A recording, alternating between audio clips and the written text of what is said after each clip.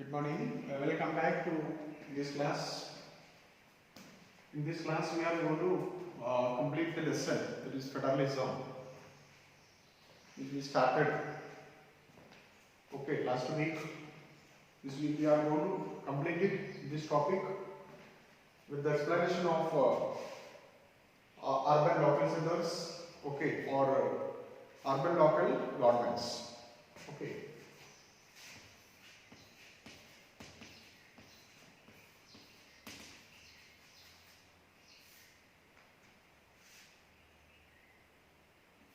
Local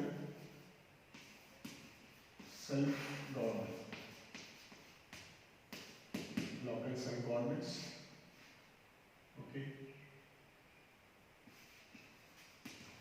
Union government. Union government. State government. You are knowing that, but once again, so again and again we are reading and listening, it will be thorough to you, so that I am explaining and again, Now this is a local government. Local government.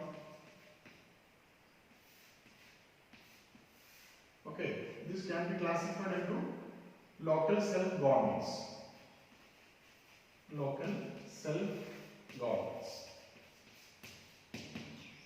Further classified into, yesterday we have seen, further classified into rural, local self-government, and the urban, local self-government.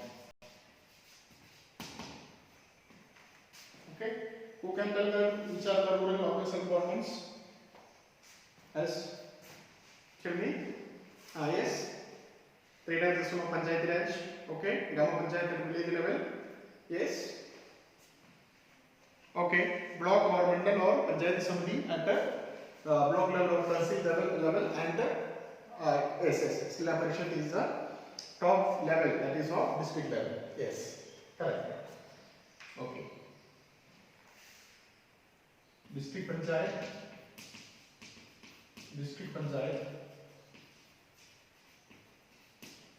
Block Panchayat,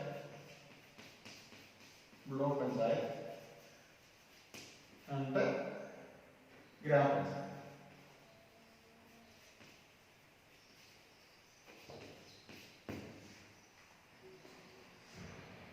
So rural local self-governments are classified into two.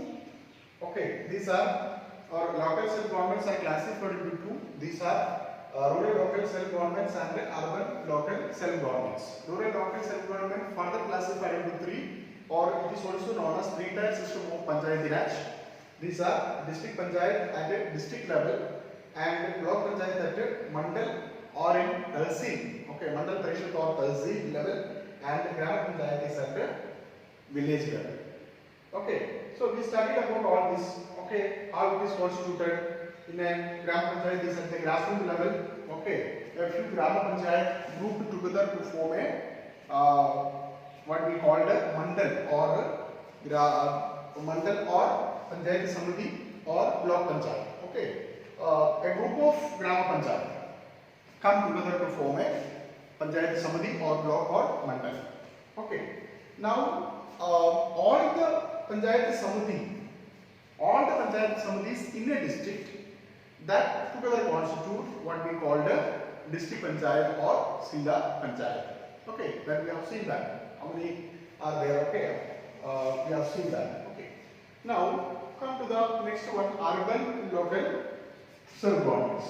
Urban local self-governments also classified into three. We can classify. This is of municipal corporation.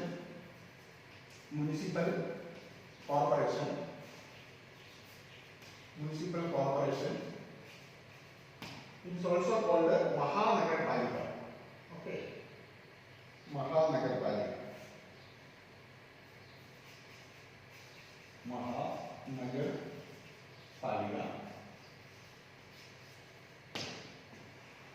Then again municipalities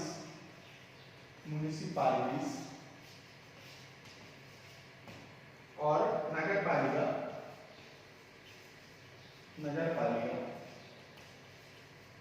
is also called nagarpalika, mahanagarpalika or municipal corporation, and another one is city council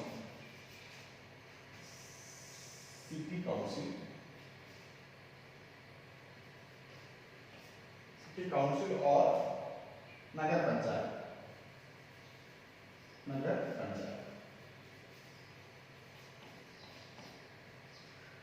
Okay. In our textbook, I am explaining this is all based on the 10th standard textbook. There is no deep studies of that. Just only you understand that these are the urban local self-governments. Okay, municipalities or municipal corporations, and city councils or nagar panchayat. Just try to understand a little bit about that. Municipal corporation, these are in the big cities, larger areas, okay, or big cities, okay. That means the population of that centers more than 10 lakhs.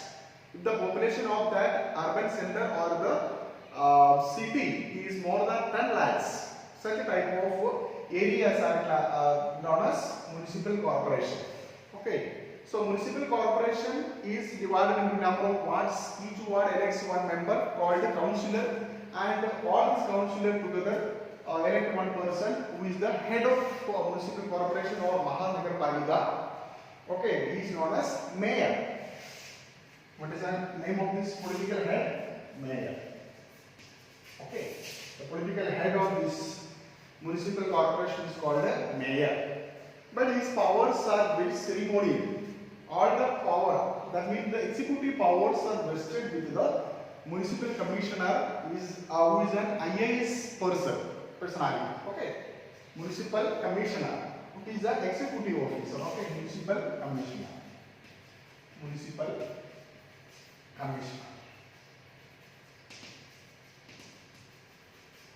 is the executive officer.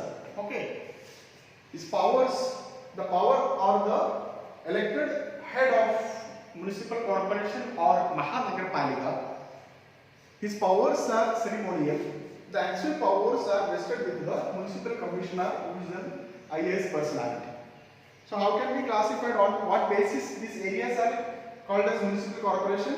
It is in larger city or larger area where the population is more than 10 lakhs. Okay. Now come to the municipalities or nagarpalika. Okay, these are also areas. Okay, these are also classified areas less than 10 lakhs population. Okay, here less than 10 lakh. Here more than 10 lakh. More than 10 lakhs. Here less than 10 lakh. Okay, the population or the areas. Okay, what are the areas? Areas of some areas, municipal council, smaller towns where population is less or below 10 lakhs. Below 10 lakh. Okay, that areas are called municipalities or nagarpalika. Okay, here also these municipalities are also divided into number of wards. Last class we studied about that. Okay, how it is classified. Okay, for example, again we will make some diagram over here. Okay, see, this is areas. Okay, it may be minimum 10 or some other. Okay, like areas are there. Okay, here numbers are called ward. Okay, 1, 2, 3, 4, 5, 6, 7, like that. Each ward elect one member called a councillor. Okay, councillor. Okay, in Grama Panchayat, that person is called a ward member or panch. Whereas here, in a municipality or municipal corporation, these people are called a councillor. Okay, so each ward elect one councillor, and these councillors together elect one person who is the head of that. Okay, that person is called a municipal chairperson. Okay, municipal chairperson. Municipal chairperson. Chairperson. Who is the head? Head of municipality. Head of municipality. Who is head of municipality? Municipal chairperson. How can we classify? How can we call? Can be called as municipalities or Nagar Panchayat? Okay, in smaller cities or towns. Okay, that is their population is approximately or less than 10 lakhs. Such areas are called Nagar Palika or municipalities. Okay, the political head of this local self-government is municipal chairperson. Okay, now come to the last one, that is of city council. It is also called Nagar Panchayat. City council or Nagar Panchayat. So how it is classified? An urban center that or its population is more than 11,000. More than 11,000. More than 11,000. 11,000. But less than 25,000. 25,000. Okay. More than 11,000 and less than 25,000 inhabitants of that area. If the inhabitants of this area more than 11,000 and less than 25,000, these areas are known as Nagar Panchayat, okay, or city councils. Nagar Panchayat or city councils. Okay. So here also the political head of Nagar Panchayat or city councils are called as chairperson. Okay, this person is also called the chairperson. Chairperson. Okay, chairperson is the political head of this area. Okay, so these are the different urban local centers. Urban local centers are classified into three, that is municipal corporation or Mahanagarpalika, municipalities or Nagar Panchayat or Nagar Palika, and city council, that is Nagar Panchayat. So on what basis these are classified? On the basis of population. So when we called a city, a large city as a corporation, for example, in India before independence, okay, there was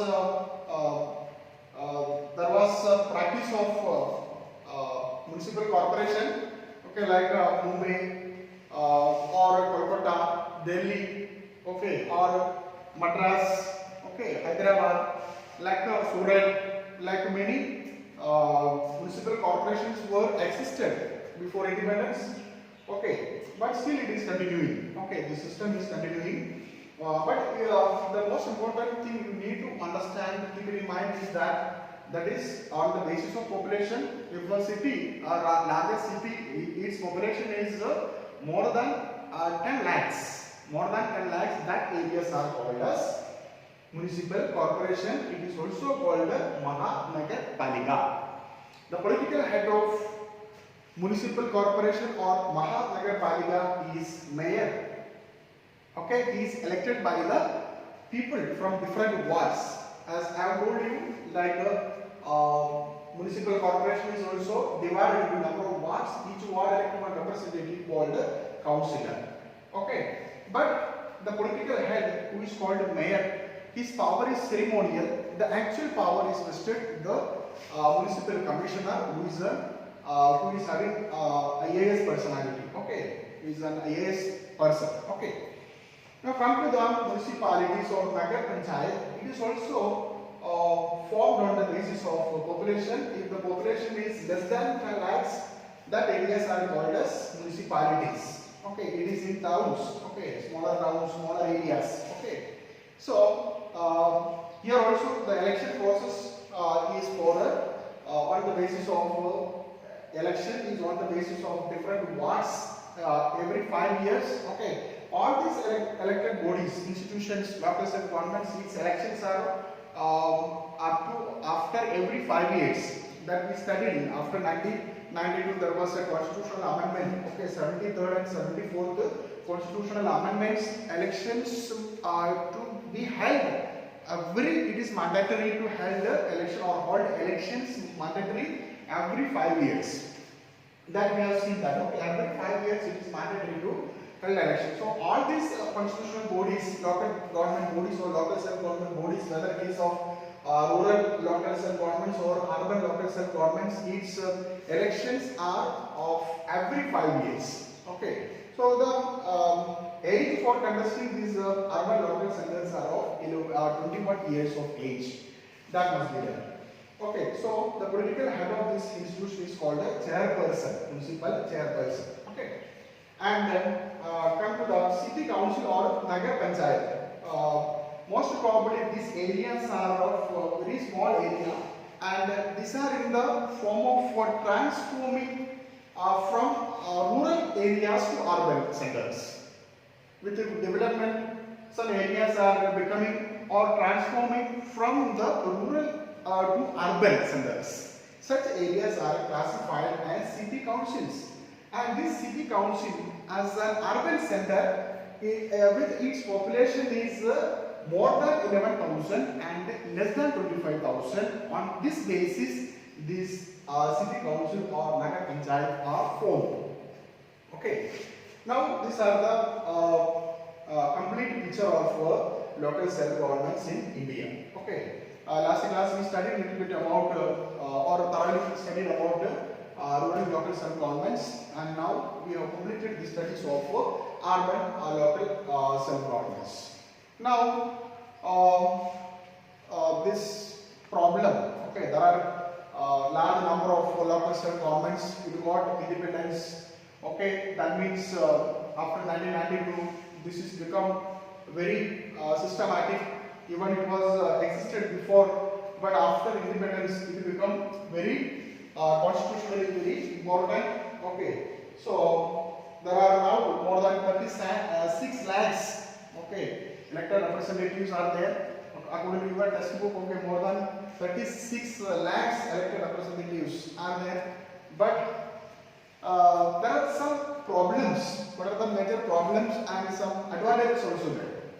Okay. What are the advantages of local self-governments when the government or power is given to the local governments from the state government according to the constitutional amendment of 1992 of 73rd and 74th constitutional amendment? There are some systematic procedure comes, okay, in these areas. So when the power is given to the local governments constitutionally mandatory, okay, when the constitution gives powers and local government become more democratic. When constitution is giving power, okay, to the local governments, this local government become more democratic. Okay, that is the first advantage of the system. Secondly, large number of women representatives. Okay, elected 1/3 of seats. You have seen that all positions are reserved for women of all urban as well as local bodies. Okay. Seats are reserved for women. That was we have seen that, so they can get some platform to raise their issues.